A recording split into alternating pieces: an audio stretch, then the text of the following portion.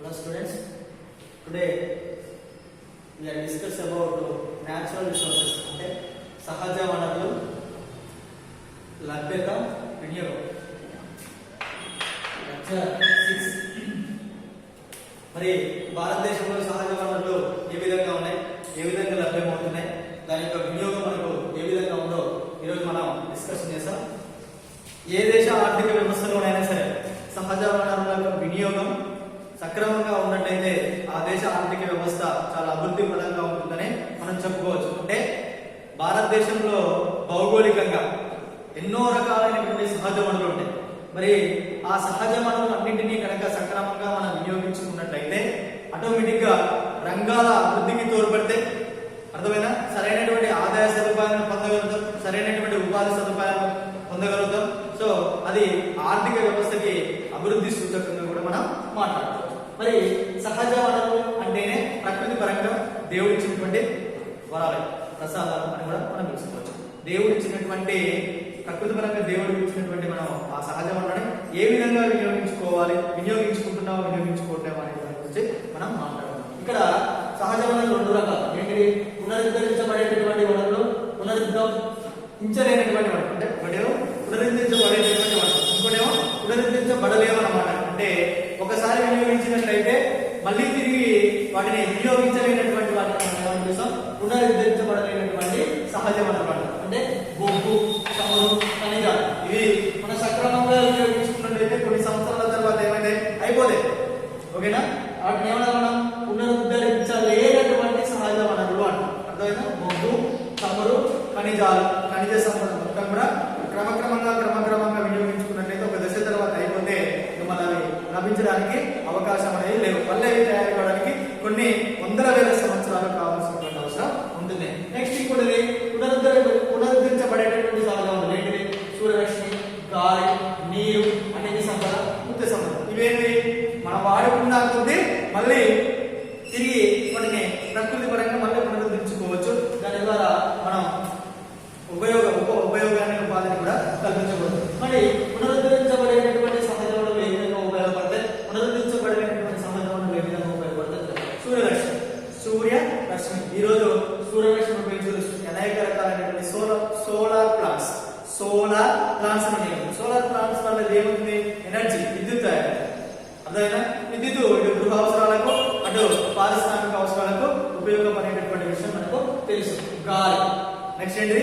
గాలి ప్రాణవాయువు. మరి గాలి ద్వారా కూడా ఈరోజు పెద్ద ఎత్తైనటువంటి గుట్టల మీద, ఎత్తైనటువంటి ప్రాంతాల మీద, పీఠభూముల మీద ఏం చేస్తుంటే అంటే పంకల ద్వారా, పెద్ద పంకల ద్వారా, పెద్ద పంకలు ఉండేవి. మన తిరుపతి పోయినట్టు మీరు చూసుకోవచ్చు. దాని మీద మన వైజాగ్ చుట్టుపక్కల ఏరియాలో కూడా చూసుకోవచ్చు. సముద్ర ప్రాంతాలలో లేకపోతే తీర ప్రాంతాలలో ఈ గాలి అలల యొక్క గాలి వల్ల అవి తిరగడం వల్ల దాని నుంచి కూడా ఎనర్జీ తయారైంది. గాలి నుంచి కూడా ఎనర్జీ తయారయ్యేటువంటి టెక్నాలజీ కూడా ఎప్పటి నుంచో డెవలప్ అయింది. ఈ రోజు మన భారతదేశంలో కూడా దానికి సంబంధించిన ప్లాంట్ ఏర్పాటు చేయడం అనేది జరుగుతుంది. నెక్స్ట్ నీరు లేకుండా మనం బతకగలుగుతాం లేదు. అనేక అవసరాలకు నీరు అనేటువంటిది ఉపయోగం. ఈ రోజు ఈ నీరును ఉపయోగించి కూడా ఎనర్జీని తయారు చేయడం అనేది జరుగుతుంది.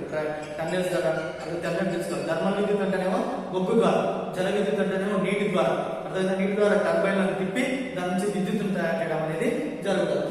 అదేవిధంగా అటవీ సంపద ఎన్నో రకాలైనటువంటి ఉత్పత్తులు ఈరోజు మనం అటవీ నుంచి తీసుకురావడం అనేది జరుగుతుంది. ఏవి ఉంటాయని మనం మాట్లాడుతున్నాం. ముఖ్యం ఏంటిది? చేపల పెంపకం. అర్థమైనా? చేపల పెంపకం అనేది కూడా అది ప్రకృతిలో సాధించినటువంటి ఒక ఆదాయం మనం చెప్పుకోవచ్చు. దాన్ని కూడా ఉపయోగించి మనం ఏ విధమైనటువంటి ఉపాధి అవకాశాలు పొందుతున్నామో మనం మాట్లాడుతున్నాం. అదేవిధంగా పునరుద్ధరించలేనటువంటి సహజ వనరులు పునరుద్ధరించలేము. వాటిని ఒకసారి వాడుకున్నట్టయితే మళ్ళీ అవి రావడానికి కొన్ని కోట్ల వేల సంవత్సరాలు, వందల సంవత్సరాలు పడుతుంది. అవి ఏంటంటే బొగ్గు, చమురు, ఖనిజాలు. బొగ్గు అంటే భూమిలో దొరికేటటువంటి బొగ్గు. చమురు అంటే మనం వాడుతున్నటువంటి పెట్రోల్స్ కానీ, క్రూడ్ ఆయిల్ అన్నింటి కూడా మనం చమురు అంట. ఖనిజాలు రాకడ, అల్యూమినియం కానీ, మైకా కానీ, బంగారం కానీ, వెండి కానీ, వీటన్నిటిని మనం ఖనిజాలుగా మాట్లాడుకోవడం అనేది జరుగుతుంది. మరి సహజ వనరులు ఏ విధంగా ఉన్నాయి, అర్థమైన వాటి వినియోగం ఏ విధంగా చూద్దాం. భూమి వినియోగం భారతదేశం యొక్క మొత్తం భౌగోళిక వైశాల్యం, భూవైశాల్యం 359 మిలియన్ హెక్టార్. 300 మిలియన్ హెక్టార్లలో ఉన్నటువంటి మనం గుర్తించబడినటువంటి భూమి ఎంత? 306 మిలియన్ హెక్టార్ల భూమి మనకు గుర్తించబడడం అనేది జరిగింది. ఆ 306 మిలియన్ హెక్టార్లలో అడవులు ఎన్ని మిలియన్ హెక్టార్లు ఉన్నాయి? 69 మిలియన్ హెక్టార్లు అడవులు ఉన్నాయి. అంటే మొత్తంలో దానిపై ఎంత పర్సెంట్? 23% అడవులుగా అది విస్తరించబడడం అనేది జరిగింది. నెక్స్ట్ పచ్చిక బయలు. ఏంటి పచ్చిక బయలు? ఓయాసిస్. అర్థమైన కొంత అటవీ ప్రాంతం కూడా కొంత సరస్సుకు సంబంధించినటువంటి ప్రాంతంగా ఉండడం అనేది జరుగుతుంది. అది ఎంత ఉంది? 10 మిలియన్ హెక్టార్లు. అంటే ఎంత శాతం? అది 3% ఉండడం అనేది జరుగుతుంది. అంటే సేద్యానికి పనికిరానటువంటి భూమి అంటే కొండలతోటి, గుట్టలతోటి, లోయలతోటి, పర్వతాలతోటి, పెద్ద పెద్ద వనాలతోటి ఉండేటటువంటి వాటిని మనం ఇక్కడ ఏమంటే సేద్యానికి పనికిరానటువంటి భూమిలో అది ఎంత భూమి అంటే 18 మిలియన్ హెక్టార్లు, దాదాపు 6% భూమి అనేది ఉంది. మరి సేద్యమయ్యేటటువంటి భూమి ఎంత ఉందంటే 141 మిలియన్ హెక్టార్లు సేద్యపు భూమి. అంటే సేద్యపు భూమి అంటే వ్యవసాయానికి, అంటే సంవత్సరానికి 2 లేదా 3 సార్లు వ్యవసాయం చేసుకోవడానికి అనుకూలంగా ఉన్నటువంటి భూమి ఎంత? 141 మిలియన్ హెక్టార్లు. అంటే చదునుగా ఉండేటటువంటి భూమి, నల్లరేగడి, ఎర్రరేగడి, ఇసుక భూములలో మంచి చదునుగా ఉండేటువంటి బల్లపరుపుగా ఉండేటటువంటి భూములు ఎంత? 141 మిలియన్ హెక్టార్ల భూమి ఉంది. అదేవిధంగా ఒకసారి మాత్రమే సేద్యం చేసేటటువంటి భూమి 49 మిలియన్ హెక్టార్లుగా ఉంది. అంటే ఈ సేద్యం చేసేటటువంటి భూమి కానీ, ఒకసారి సేద్యం చేసేటటువంటి భూమి కానీ, అంటే సేద్యానికి అనుకూలమైనటువంటి భూమి, మొత్తం భూమి ఎంతుందంటే 190 మిలియన్ హెక్టార్ల భూమి ఉందని మనం చెప్పుకోవచ్చు. అయితే సేద్యపు భూమి శాతం పెంచాలి అంటే, సాగుని పెంచాలి అంటే బంజరు భూములను, సేద్యానికి పనికిరానటువంటి ఏవైతే బంజరు భూములు ఉంటాయో, కంప చెట్లతోటి, ముళ్ళ కంపలతోటి, చిన్న చిన్న రాళ్ళతోటి ఉండేటటువంటి పర్వత ప్రాంతాల్లో ఉన్నటువంటి భూములను సైతం కూడా కొన్ని రకాల నీటిపారుదల సౌకర్యాన్ని కల్పించడం వల్ల సేద్య భూమిగా మార్చుకోవడానికి అవకాశం ఉంది. కొన్ని ప్రాంతాలలో పొడి వ్యవసాయం అనేది, అంటే మీకు తెలుసు కదా, పొడి వ్యవసాయం అంటే కొన్ని ప్రాంతాల్లో ఏం చేస్తారంటే చిన్న అడవులు ఉంటాయన్నమాట, మడ అడవులు ఉంటాయన్నమాట. అడవులని నరికి అక్కడ వ్యవసాయం చేస్తారు. మన చుట్టుపక్కల నల్గొండ ఆ ప్రాంతాలలో కూడా ఉన్నాయి. అడవులను నరికి వ్యవసాయం చేసేటటువంటి పరిస్థితులు కూడా ఉన్నాయి. అంటే వ్యవసాయం చేయాలి అంటే ఎందుకు అడవులను నరికి వ్యవసాయం చేసే సార్? అడవులను నరకాల్సిన అవసరం ఏముంటుందంటే, మరి జనాభా పెరుగుతుందంటే జనాభా సప్లై పెరుగుతుంది, కానీ జనాభా కనుక భూమి పెరుగుతుందా? పెరగదు. 1940లో ఎంతైతే ఉందో ఇప్పుడు కూడా అంతే ఉంది. భూమి మాత్రం పెరగదు. మరి భూమి మీద జనాభా అంతే ఉన్నా జనాభా ఏమైంది? పెరిగింది. మరి జనాభా అనుగుణంగా ఆహార ధాన్యాలు కావాలి అంటే మరి అప్పటి ఎంతైతే ఉంది ఇప్పుడు కూడా అంతే పండిస్తే ఆహార ధాన్యాలు సరిపోతాయా? సరిపోదు. అర్థమైందా? అంటే జనాభాకు తగ్గట్టు ఆహార ధాన్యాలను పెంచాలి అంటే సాగును కూడా పెంచాలి. పెంచాలంటే బంజరు భూములను సాగు భూములుగా మార్చాలి.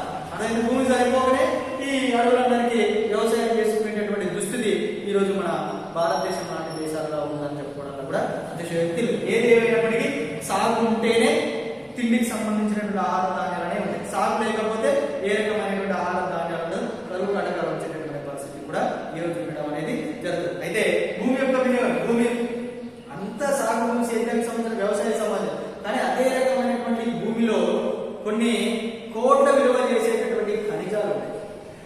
అర్థమైనా? ఈ మధ్య రీసెంట్ గా గోదావరి ఆ చుట్టుపక్కల ప్రాంతాల్లో, కృష్ణ ఆ చుట్టుపక్కల నేయర్కి సమీపంలో ఏమనొచ్చిందంటే పెట్రోల్ కి సంబంధించినటువంటి ఆనవాళ్ళు, అర్థమైన మైనింగ్ సంబంధించినటువంటి ఆనవాళ్ళు ఉండడం అనేది జరిగింది. ఇక్కడ మన దగ్గర పడ్డ నల్గొండ డిస్ట్రిక్ట్, ఇక్కడ దామర్చర్ల మండలం మనం చూసుకున్నట్టయితే మొత్తం అక్కడ ఏంటి? Industrial area, industrial corridor.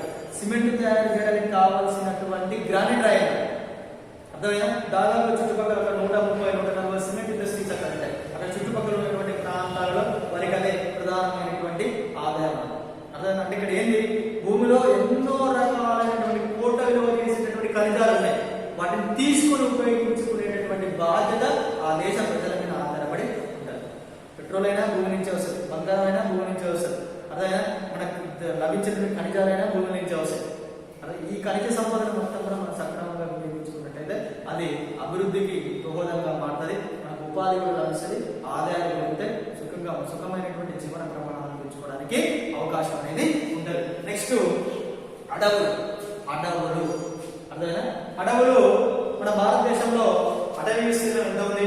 69 million hectare. 69 million hectare అంటే దాదాపుగా 23% అటవీకి సంబంధించినటువంటి భూమి ఈరోజు మన భారతదేశంలో ఉండడం అనేది జరిగింది. అడవులలో ఎన్నో రకాలైనటువంటి తెగలు నివసిస్తుంది.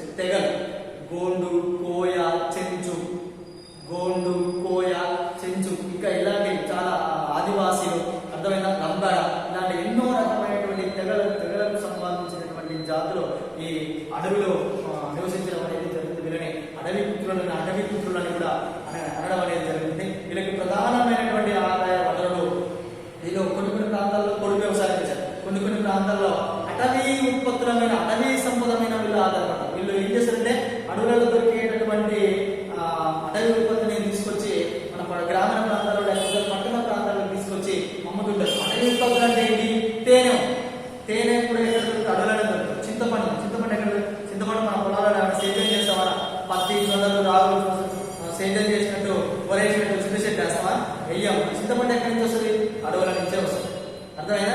కొన్ని రకాల సుగంధ ద్రవ్యాలు అంటే ఏంటి? యాలకులు, మిరియాలు, లవంగాలు, అర్థమైనా? జాజికాయ, జాపత్రి, బగారా, ఇవన్నీ మనం వేసుకున్న స్పైసీ ఫుడ్స్ మాత్రం ఎక్కడ దొరుకుతాయి? అడవుల నుంచే దొరుకుతాయి.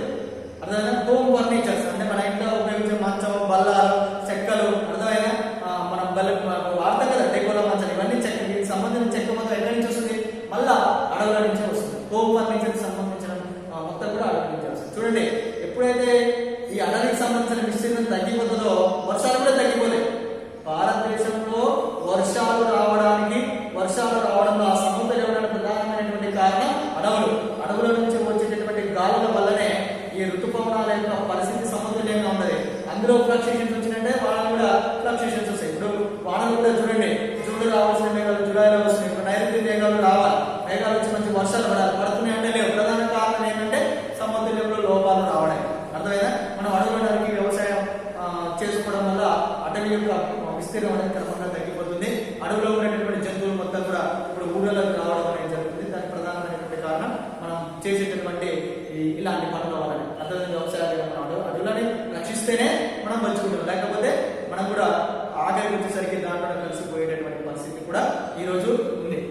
అదేవిధంగా చూడండి, ఈ అడవుల వల్ల 50 లక్షల మందికి ప్రత్యక్షంగా ఉపాధి, 3 కోట్ల పశువులకు గ్రాసం అంటే పశు సంపద మొత్తం కూడా దానికి కావాల్సిన ఆహారానికి మొత్తం గ్రాసం మొత్తం ఇక్కడ అడవులకే పోతారు. అడవులకు వాళ్ళకి ప్రత్యక్షంగా పశుగ్రాసం పంపడం అనేది జరుగుతుంది. అటవీ సంపద అంటే అడవుల నుంచి వచ్చేటువంటి సంపద జాతీయ దాని వాటా ఎంత ఉంది? 1% వాటా అటవీ సంపద యొక్క వాటా ఉంది. 1952 సంవత్సరంలో జాతీయ అటవీ విధానం, 1980 సంవత్సరంలో జాతీయ అడవుల సంరక్షణ చట్టాన్ని తీసుకురావడం అనేది జరిగింది. మనకు ఈ అడవులకు అటవీ సంరక్షణకు సంబంధించి ఇండియన్ ఫారెస్ట్ సర్వీస్ అనేటటువంటి యూపీఎస్సీ లెవెల్లో అంటే కలెక్టర్ లెవెల్లో యూపీఎస్సీ లెవెల్లో కూడా ఒక ఎగ్జామ్ కండక్ట్ చేయడం అనేది జరుగుతుంది. ఐఎఫ్సీ ఇండియన్ ఫారెస్ట్ సర్వీసెస్ అనేది కూడా ఉండడం అనేది జరుగుతుంది. అటవీ సంరక్షణ అనేది అటవీని సంరక్షించాలి. సంరక్షించిన బాధ్యత కూడా మన భారతీయుల మీద కూడా ఉంది. సో దాని తర్వాత మరొక టాపిక్ ఏంటంటే నీరు జలవనరు. మరి నీరు జలవనరుల యొక్క ఉపయోగం, అవసరం ఏ విధంగా అవసరం అంటే ఇప్పుడు ఉన్నటువంటి మనకు తెలిసినటువంటి నీరు మొత్తం కూడా దాదాపు 97% ఎక్కడ ఉంది? సముద్రాలలో. అర్థమైనా? 2.6% ఎక్కడ ఉంది? ధ్రువాల దగ్గర మంచు, ఆర్కిటిక్ వలయం, అంటార్కిటిక్ వలయం అంటారు కదా, ఆ ధ్రువాల వద్ద మంచు లాగా ఉన్నది, గడ్డగట్టింది. మరి భూగర్భంలో ఎంత ఉందంటే 0.63% భూగర్భంలో ఉంది. మరి భూమి మీద అంటే మనకు భూమి మీద ఎంత ఉంది? మనం ఎంత నీరు వాడుకుంటున్నాం? మంచి నీరు ఎంత ఉంది తెలుసా? కేవలం 0.3% మాత్రం. 0.3% వాడకనే పరిశ్రమలు కానీ, సాగు కానీ, తాగు పరిశ్రమలు అనేది మనం ఈ 0.3% వాడకం మాత్రమే మనం ఉపయోగించుకోవడం అనేది జరుగుతుంది. అయితే భారతదేశంలో సగటు వర్షపాతం 400 మిలియన్ హెక్టార్ల వర్షపాతం ఉంటే దాంట్లో పడిన తర్వాత దాంట్లో సగం దాదాపుగా 170 నుంచి 200 మిలియన్ హెక్టార్లు ఎమ్మటే ఆవిరైపోవడం వల్ల దాంట్లో 70 మిలియన్ హెక్టార్లు ఎమ్మటే భూమిలోకి ఇంకిపోతారు. ఇంకా కొంతమంది అంటే ఇంకొక 50 మిలియన్ హెక్టార్ల వాటర్ ఏం చేస్తుంది? నదుల ద్వారా, లోయల ద్వారా, అర్థమైనా మళ్ళా తిరిగి ఎక్కడ కలుస్తుంటే సముద్రాలు. కొందరేమో డ్యామ్ కట్టుకుంటే డ్యామ్ల కూడా అక్కడ ఇడిగి ఉండడం అనేది జరుగుతుంది. ఆ విధమైనటువంటి నీరు జలవనరు. చూడండి, వ్యవసాయ ప్రధానమైనటువంటి ఆదాయ వనరు నీరుని ముడిసి పట్టినట్లయితే, వాటిని సంరక్షించినట్లయితే ఆటోమేటిక్ వ్యవసాయానికి వాటికి అభివృద్ధి చెందింది. ఎందుకంటే భారతదేశంలో ఉన్నటువంటి వ్యవసాయం ఋతుపవనాలు ఆడే జూదం లాంటిది. అర్థమైనా? ఋతుపవనాలు ఆడే జూదం అంటే ఋతుపవనాలు భారతదేశంలో వ్యవసాయంతో జూదం ఆడుకుంటాయంట. అవి మంచిగా ఋతుపవనాలు వచ్చి మంచి వర్షాలు పండి డ్యాములు నిండితేనే మనకు సేద్యం జరుగుతుంది. లేకపోతే వ్యవసాయాన్ని పండించడం కేవలం వర్షాల మీద ఆధారపడే మెట్ట పంటలు మాత్రమే పండించగలుగుతాం, కానీ సాగు పంటలను పండించడానికి అవకాశం అనేది లేదు. ఇంకొకటి ఉన్నటువంటి లాస్ట్ అంటే మత్స్య సంపద, అంటే చేపలకు సంబంధించినటువంటి సంపద, మత్స్య సంపద అంటారు. భారతదేశానికి దాదాపుగా 7,520 కిలోమీటర్లు, 7,520 కిలోమీటర్ల తీర ప్రాంతం అంటే తెలుసుగా భారతదేశం యొక్క పటం ఏ విధంగా ఉంటుంది. పటంలో ఇటు గుజరాత్ నుంచి ఇటు పశ్చిమ బెంగాల్, గుజరాత్ నుంచి ఇటు పశ్చిమ, ఇక్కడ గుజరాత్ ఉన్నది, ఇక్కడ పశ్చిమ బెంగాల్ ఉన్నది. అర్థమైనా? గుజరాత్, ముంబై, గోవా, కేరళ, తమిళనాడు, ఆంధ్రప్రదేశ్, ఒరిస్సా, ఇక్కడికి వచ్చేసరికి మళ్ళా పశ్చిమ బెంగాల్. ఈ ఏరియా మొత్తాన్ని కూడా తీర ప్రాంతం అంటారు. అర్థమైనా? ఈ తీర ప్రాంతంలో హిందూ మహాసముద్రం ఉండదు, బంగాళాఖాతం ఉండదు, అరేబియా మహాసముద్రం. ఈ మూడు అంటే ఈ తీర ప్రాంతంలో దాదాపుగా 2 లక్షల కిలోమీటర్ల వరకు కూడా మనం దాదాపుగా చేపల పెంపకానికి అనువైనటువంటి ప్రాంతం. జాతరందరూ కూడా ఈ ప్రాంతానికి సంబంధించినటువంటి జాతరందరూ కూడా చేపల పెంపకం మీద, చేపల పెంపకం దాదాపు ఇక్కడ 2 మిలియన్ చదరపు కిలోమీటర్ల విస్తీర్ణం ఈ చేపల పెంపకానికి అనువైనటువంటి ప్రాంతంగా ఉంది. ఈ ప్రాంతంలో ఉన్నటువంటి ఈ జాలరందరూ కూడా ఏం చేస్తారు? చేపల పట్టడం, చేపలకు సంబంధించినటువంటి ఉపాధి, చేపలకు సంబంధించిన పరిశ్రమలకు ఉపాధి పొందుతూ వాళ్ళ యొక్క జీవనాన్ని గడపడం అనేది జరుగుతుంది. ఈ చేపల పెంపకంలో భారతదేశం, చేపల పట్టడంలో, చేపల పెంపకంలో భారతదేశం 3వ స్థానంలో ఉంది. మొదటి స్థానంలో జపాన్ ఉంది, 2వ స్థానంలో చైనా ఉంది, 3వ స్థానంలో భారతదేశం ఉందని చెప్పుకోవచ్చు. భారత జాతీయ ఉత్పత్తి, జాతీయ ఆదాయంలో ఈ చేపల పెంపకం యొక్క వాటా 1.2% జాతీయంలో దీని యొక్క వాటా. ఇది సహజ వనరుల యొక్క దీంట్లో ఇంకొక ముఖ్యమైనటువంటి వాటిని ఖనిజ వనరులు అంటే భూమిలో లభించేటువంటి మైకా, జింకు, అబ్రకం, మాంగనీస్, అల్యూమినియం ఇవన్నీ కూడా ఎక్కడ దొరుకుతాయంటే భూమిలో లభిస్తాయి. వీటి ద్వారా ఏమైనా చూడండి, ఇనుము అంటే ఇనుమును తయారు చేయడానికి ఇనుముకు సంబంధించినటువంటి ముడి పదార్థాలు దొరకాలి. ఇనుముకు సంబంధించిన ముడి పదార్థాలు దొరికితేనే ఇనుము ఉంటుంది, లేకపోతే లేదు. అంటే మనకి ఇనుముకు సంబంధించిన ముడి పదార్థాలు ఎక్కడ దొరుకుతాయి? భూమిలోనే దొరుకుతాయి. అర్థమైనా? అంటే భూమిలో దొరికేటటువంటి పదార్థాలను బయటికి వెలికి తీసి పరిశ్రమలలో వాటిని కరిగించి ఇనుమును తయారు చేస్తారు. అదేవిధంగా జింకుకు సంబంధించి కానీ, వెండికి సంబంధించి కానివ్వండి, బంగారానికి సంబంధించిన అన్ని కూడా భూమిలో దొరుకుతాయి. వాటన్నిటిని మనం తీసుకొని వాటిని ఉపయోగించినట్టయితే ఆటోమేటిక్ గా భారత ఆర్థిక అభివృద్ధికి అవి ఉపయోగపడేది అనేది జరుగుతుంది. ఇది భారతదేశంలో సహజ వనరుల యొక్క లభ్యత, వినియోగం. ఓకేనా? నెక్స్ట్ భారతదేశంలో జనాభా యొక్క లక్షణాలు ఏ విధంగా ఉన్నాయో చూద్దాం.